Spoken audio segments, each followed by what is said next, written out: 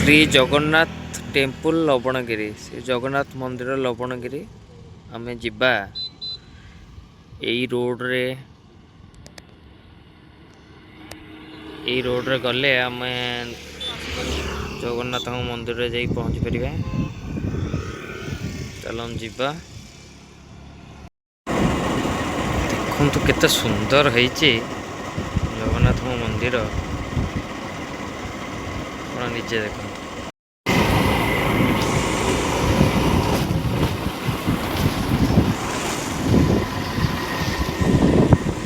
ଦେଖନ୍ତୁ କେତେ ସୁନ୍ଦର ହେଇଛି ଜଗନ୍ନାଥଙ୍କ ମନ୍ଦିର।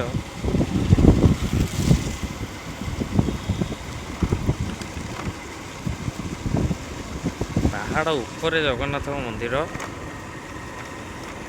ଚାରିଆଡ଼ ଜଙ୍ଗଲ ଏବଂ ମୁଣ୍ଡିଆ ପରେ ଶ୍ରୀ ଜଗନ୍ନାଥ ବିରାଜମାନ ଅଛନ୍ତି। ବହୁତ ସୁନ୍ଦର ଦେଖାଯାଉଛି। ଆସନ୍ତୁ ଆଉ ଲବଣଗିରି ଜଗନ୍ନାଥ ମନ୍ଦିର ବୁଲିକି ଯାଆନ୍ତୁ। ବହୁତ ବଢ଼ିଆ ଜାଗା। ଜୟ ଜଗନ୍ନାଥ। ମୁଁ ଆସି ପହଞ୍ଚି ଯାଇଛି ଲବଣଗିରି ଶ୍ରୀକ୍ଷେତ୍ର ବା ଲବଣଗିରି ଜଗନ୍ନାଥଙ୍କ ମନ୍ଦିର। ଦେଖନ୍ତୁ କେତେ ସୁନ୍ଦର ହେଇଛି ଜଗନ୍ନାଥ ମନ୍ଦିରଟି। ଚାଲନ୍ତୁ ଆଗକୁ ଆଗକୁ ଯିବା ଆଉ ମନ୍ଦିର ଗୁଡ଼ିକର ସୌନ୍ଦର୍ଯ୍ୟକୁ ଉପଭୋଗ କରିବା। ଚାଲନ୍ତୁ। ଆଉ ଦେଖନ୍ତୁ ଏବେ ଏଇ ବର୍ଷେ ଦେଢ଼ ବର୍ଷ ହେବ ଏ ମନ୍ଦିର ପ୍ରସ୍ତୁତ କାମ ଚାଲିଥିଲା। ଏବେ ଏଇ 6-7 ମାସ ହେବ ଏଇଟା ସମ୍ପୂର୍ଣ୍ଣ ହେଇକି ତାର ମନ୍ଦିର ଗୁଡ଼ିକ ପ୍ରସ୍ତୁତ ହେଇଯାଇଛି। ଆଉ ଲୋକମାନେ ବି ବହୁତ ସାରା ଆସୁଛନ୍ତି। ଆପଣମାନେ ବି ଆସନ୍ତୁ ଆଉ ଲବଣଗିରି ଶ୍ରୀକ୍ଷେତ୍ର ବା ଜଗନ୍ନାଥଙ୍କ ମନ୍ଦିର ଦର୍ଶନ କରିକି ଯାଆନ୍ତୁ। ଦେଖନ୍ତୁ ଏଠି ସବୁ ପାର୍କ ଗୁଡ଼ିକ ପ୍ରସ୍ତୁତ କରାଯାଉଛି। ଏଠାରେ ସବୁ ଗଛ ବୃଛ ଲାଗୁଛି। ଆଗକୁ ଆହୁରି ସୁନ୍ଦର ଦେଖାଯିବ।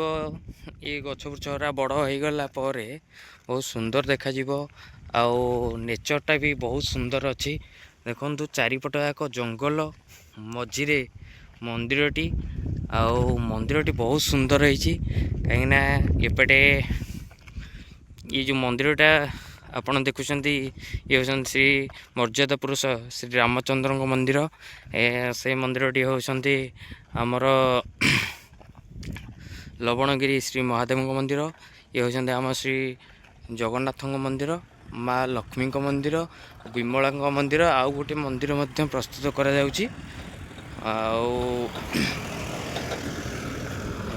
ଟୁରିଷ୍ଟ ମାନେ ସବୁ ଆସୁଛନ୍ତି ଦେଖନ୍ତୁ ବୁଲିବାକୁ। ସମସ୍ତେ ପ୍ରାୟ ଯେଉଁମାନେ ଜାଣିଛନ୍ତି ଆସୁଛନ୍ତି। ଆଉ ଆପଣମାନଙ୍କ ପାଖରେ ପହଞ୍ଚାଇବା ପାଇଁ ମୁଁ ଏ ଭିଡ଼ିଓଟି ପ୍ରସ୍ତୁତ କରୁଛି। ଆପଣମାନେ ବି ଆସନ୍ତୁ ଆଉ ଜଗନ୍ନାଥଙ୍କ ମନ୍ଦିର ବୁଲିକି ଯାଆନ୍ତୁ। ଦେଖନ୍ତୁ ଚାରିପଟ ଯାକ କେତେ ସୁନ୍ଦର ଦେଖାଯାଉଛି ମନ୍ଦିରଟି। ଜୟ ଜଗନ୍ନାଥ ଭାଇମାନେ, ମୁଁ ଆପଣମାନଙ୍କର ପ୍ରିୟ ପ୍ରଦ୍ୟୁମ୍ନ ଆପଣମାନଙ୍କ ପାଇଁ ନେଇ ଆସିଛି ଆଉ ଏକ ନୂଆ ବ୍ଲଗ୍। ମୁଁ ଆସି ପହଞ୍ଚି ଯାଇଛି ଲବଣଗିରି ଶ୍ରୀକ୍ଷେତ୍ର ବା ଲବଣଗିରି ଶ୍ରୀ ଜଗନ୍ନାଥଙ୍କ ମନ୍ଦିରରେ, ଯେଉଁଟାକି ଆମର 5 ଗାଁ ପାଖରେ ଅବସ୍ଥିତ ଶ୍ରୀ ଲବଣଗିରି ମନ୍ଦିର। ଏଠି ଆସି ମୁଁ ପହଞ୍ଚି ଯାଇଛି। ଆପଣ ଯଦି ଆସିବାକୁ ଚାହୁଁଛନ୍ତି ତାହେଲେ ସୁନ୍ଦରପଦା ରୋଡ଼ ଦେଇ ଆସନ୍ତୁ। ଆଉ 5 ଗାଁ ନିକଟରେ ଏଇଟା ପଡ଼ିଯିବ। ଆପଣ ଆସି ବୁଲିକି ଯାଇପାରିବେ। ଆସନ୍ତୁ ଯିବା ଆଉ କେମିତି ଲାଗୁଛି ଚାରିପଟର ଦୃଶ୍ୟ ଆଉ ମନ୍ଦିର ଗୁଡ଼ିକ ଭ୍ରମଣ କରିବା ଆଉ ଯିବା। ଚାଲନ୍ତୁ।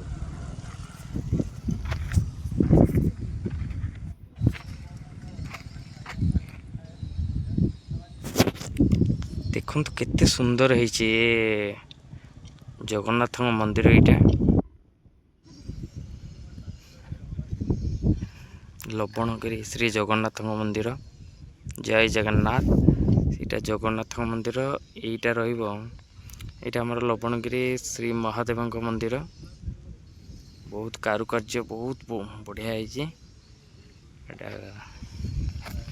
ଏଠାରେ ମଧ୍ୟ ଆହୁରି କ'ଣ ତିଆରି ହେବ ବୋଲି କାମ ଚାଲିଛି।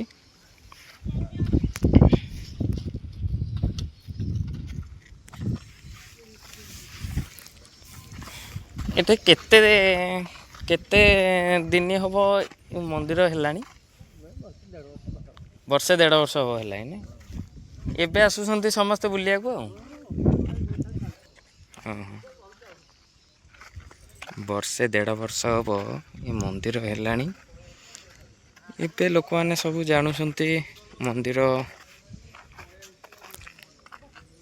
ହେଇଛି ବୋଲି, ଆଉ ସମସ୍ତେ ବୁଲିବାକୁ ଆସୁଛନ୍ତି ଏଠାରେ।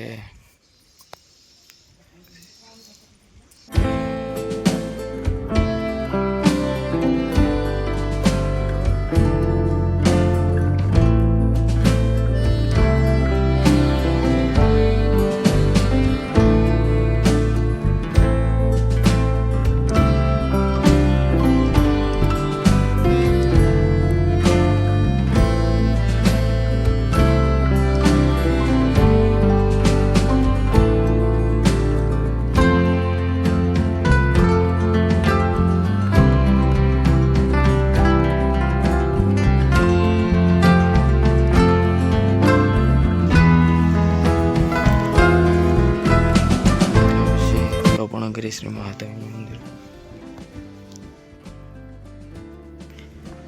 ଏଠି ଏଇଟା ହେଉଛି ଶ୍ରୀ ଜଗନ୍ନାଥଙ୍କ ମନ୍ଦିର ଲବଣଗିରି।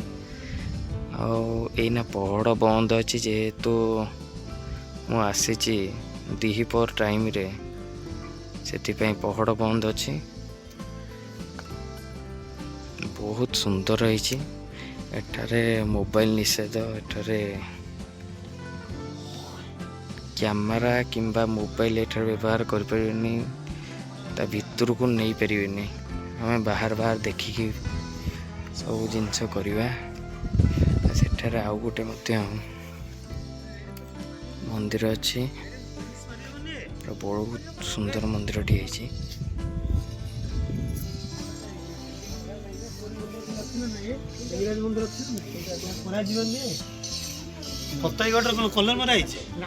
ବହୁତ ସୁନ୍ଦର ମନ୍ଦିର ହେଇଛି, ପୁରା ବଢିଆ କାରୁକାର୍ଯ୍ୟରେ।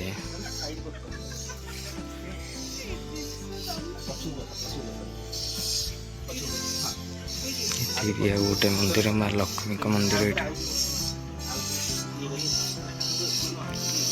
ମା ଲକ୍ଷ୍ମୀଙ୍କ ମନ୍ଦିର ଅଛି ଏଠି।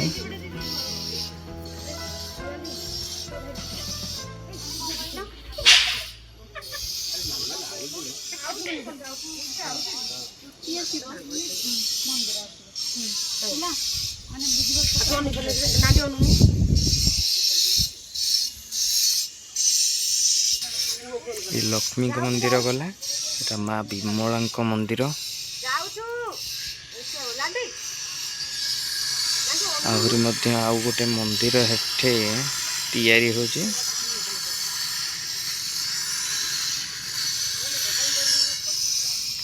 ଆହୁରି ମନ୍ଦିର ମଧ୍ୟ ତିଆରି ଚାଲିଛି। ସମସ୍ତ ବ୍ୟବସ୍ଥା ଚାଲିଛି, ଆହୁରି ବି ସୁନ୍ଦର ଦେଖାଯିବ ଆଉ କିଛି ଦିନ ପରେ। ଏଠାରେ କାରୁକାର୍ଯ୍ୟ ବି ବହୁତ ସୁନ୍ଦର ଭାବେ ଚାଲିଛି। ଆଉ ପାର୍କର ବି ବ୍ୟବସ୍ଥା ଚାଲିଛି, ଘାସ ଲଗା ହେଇଛି।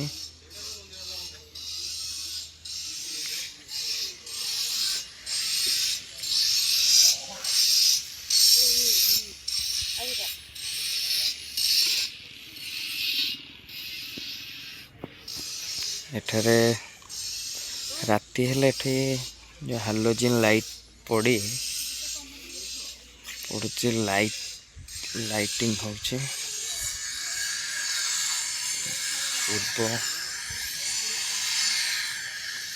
ଉତ୍ତର ଦ୍ୱାର ଏଇଟା।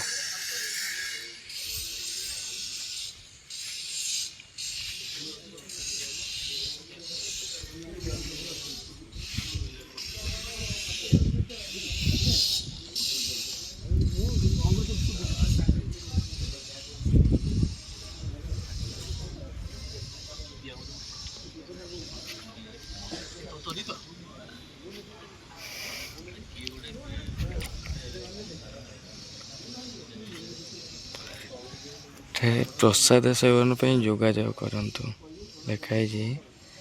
ପ୍ରସାଦ ସେବନ ପାଇଁ ଏଠାରେ ଯୋଗାଯୋଗ କରିବେ। ଯଦି ଆପଣ ପ୍ରସାଦ ଖାଇବା ପାଇଁ ଚାହୁଁଛନ୍ତି ତାହେଲେ ଏଠାରେ ଯୋଗାଯୋଗ କରିବେ।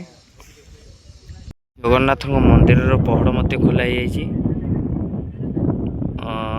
ଚାଲ ଯିବା ଜଗନ୍ନାଥଙ୍କୁ ଦର୍ଶନ କରିକି ଆସିବା। ମୋବାଇଲ ତା ଭିତରକୁ ଆଲାଉ ନାହିଁ, ସେଥିପାଇଁ ମୁଁ ଆପଣମାନଙ୍କୁ ଦେଖେଇ ପାରୁନି, କିନ୍ତୁ ମୁଁ ଟିକେ ଦର୍ଶନ କରିକି ଆସିବି। ଆପଣ ବି ଆସନ୍ତୁ ଦର୍ଶନ କରିବା ପାଇଁ।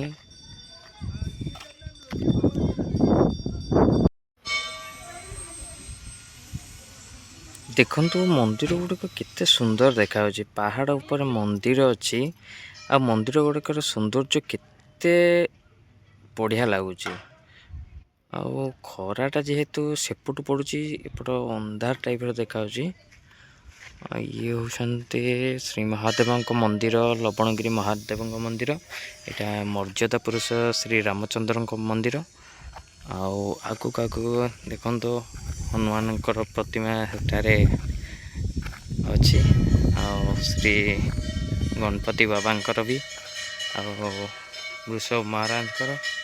ଏଠାରେ ମଧ୍ୟ କାମ ଚାଲୁଅଛି। ଆହୁରି କିଛି ମନ୍ଦିର ସେପଟେ ପ୍ରସ୍ତୁତ କରାଯିବ। ଏଠି ମଧ୍ୟ ଗୋଟେ ଷ୍ଟ୍ରକ୍ଚର ତିଆରି ହେଇଛି, ଆଉ ଗୋଟେ ମନ୍ଦିର ତିଆରି ହେବା ପାଇଁ। ଦେଖନ୍ତୁ ସେଠାରେ ଆଉ ଗୋଟେ ଷ୍ଟ୍ରକ୍ଚର ମଧ୍ୟ ତିଆରି ହେଉଛି, ମନ୍ଦିର ହେବ। ଆଉ ଏ ବର୍ଷ ରଥଯାତ୍ରା ମଧ୍ୟ ବି ହେଇଥିଲା। ଏଠାରେ ରଥଯାତ୍ରା ବି ଏ ବର୍ଷ ମଧ୍ୟ ହେଇଥିଲା। ରଥ ଦଉଡ଼ି ଗୁଡ଼ିକ ବି ଅଛି ଏଠାରେ ଦେଖନ୍ତୁ।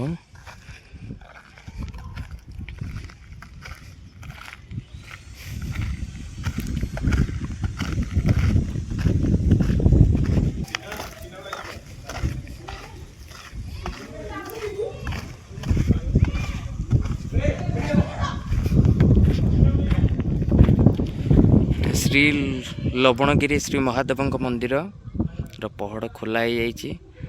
ମୋବାଇଲ ଯେହେତୁ ଭିତରକୁ ଆଲାଉ ନାହିଁ, ସେଥିପାଇଁ ଆପଣଙ୍କୁ ଦେଖେଇ ପାରୁନି। ଆମେ ବାହାରୁ ତାର ଦେଖିକି ଯିବା ହାରି।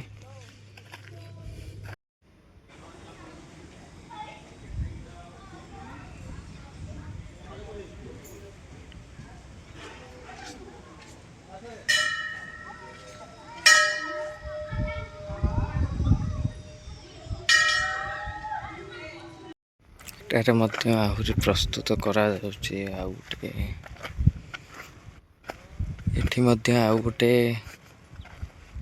ମନ୍ଦିର ଗଢ଼ାଯିବ, ଷ୍ଟ୍ରକ୍ଚର ତିଆରି ହେଉଛି। ସବୁ କାମ ଚାଲିଛି ଧୁମଧାମରେ। ଏ ଜାଗାଟା କହିହେବନି।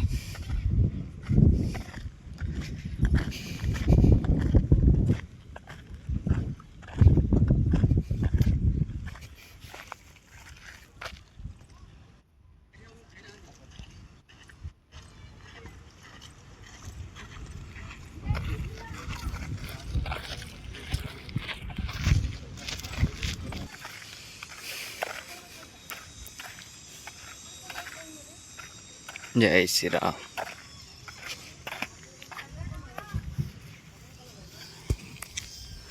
ଶ୍ରୀରାମଙ୍କ ମନ୍ଦିର ବହୁତ ସୁନ୍ଦର ଲାଗୁଛି। ମୁଁ ଜାଣିନି କାହା ମନ୍ଦିର, କିନ୍ତୁ ହନୁମାନ ଯେହେତୁ ଅଛନ୍ତି ଆଗରେ, ଏଇଟା ରାମଙ୍କ ମନ୍ଦିର ହିଁ ହେଇଥିବ। ବହୁତ ସୁନ୍ଦର ହେଇଛି।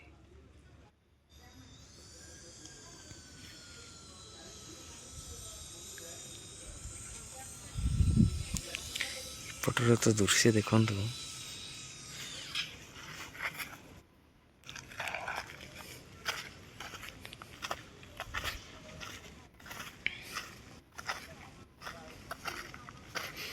ଏପଟେ ପାର୍କର ବ୍ୟବସ୍ଥା ଅଛି। ଇଆଡ଼େ ସବୁ ନଡ଼ିଆ ଗଛ ମାନ ସବୁ ଲାଗିଛି। ଏପଟେ ସବୁ ଘାସ ସବୁ ବୁଣା ହେଇଛି। ଆଉ କିଛି ଦିନ ପରେ ବଡ଼ ବଡ଼ ଘାସ ହେଇକି ଏଗୁଡ଼ା ସବୁ ସୋ ଗଛ ବଢ଼ିଗଲେ ବହୁତ ସୁନ୍ଦର ଦେଖାଯିବ। ଫୁଲ ବଗିଚା ମଧ୍ୟ ଏଠାରେ ସବୁ ଲାଗିଯାଇଛି। ଆଉ କିଛି ଦିନ ପରେ ପୁରା ସୁନ୍ଦର ଦେଖାଯାଇଥିବ। ଆଉ ସେଠି ଆଉ ଗୋଟେ ମଧ୍ୟ ମନ୍ଦିର ତିଆରି ହେଉଛି। ଏମିତି ଚାରିଆଡ଼େ ମନ୍ଦିର ସବୁ ଗଢ଼ା ହେବ। ବହୁତ ଭଲ ଲାଗିବ।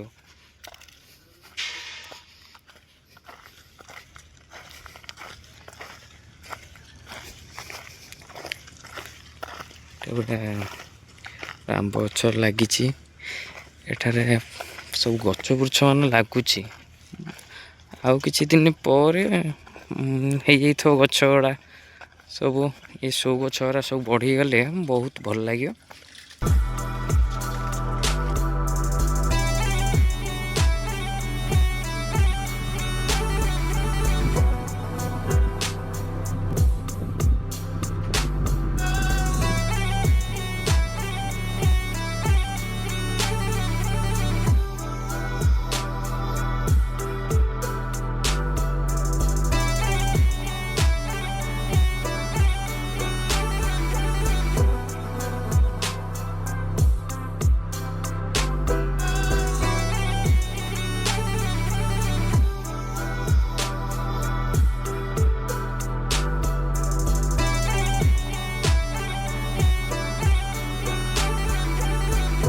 ଆପଣମାନେ ଯଦି ଆସିବାକୁ ଚାହୁଁଛନ୍ତି ଲବଣଗିରି ଶ୍ରୀ ଜଗନ୍ନାଥଙ୍କ ମନ୍ଦିର ଦର୍ଶନ କରିବାକୁ ଚାହୁଁଛନ୍ତି, ତେବେ ଆପଣମାନେ ଜଟଣୀରୁ ଯେଉଁ ସୁନ୍ଦରପଦା ରୋଡ଼ ଅଛି, ଜଟଣୀଠୁ ଯେଉଁ ସୁନ୍ଦରପଦା ରୋଡ଼ ଅଛି, ସେଇଠାରୁ 5 ଗାଁ ନିକଟରେ ଲବଣଗିରି ଶ୍ରୀ ଜଗନ୍ନାଥଙ୍କ ମନ୍ଦିର ପଡ଼ିଯିବ।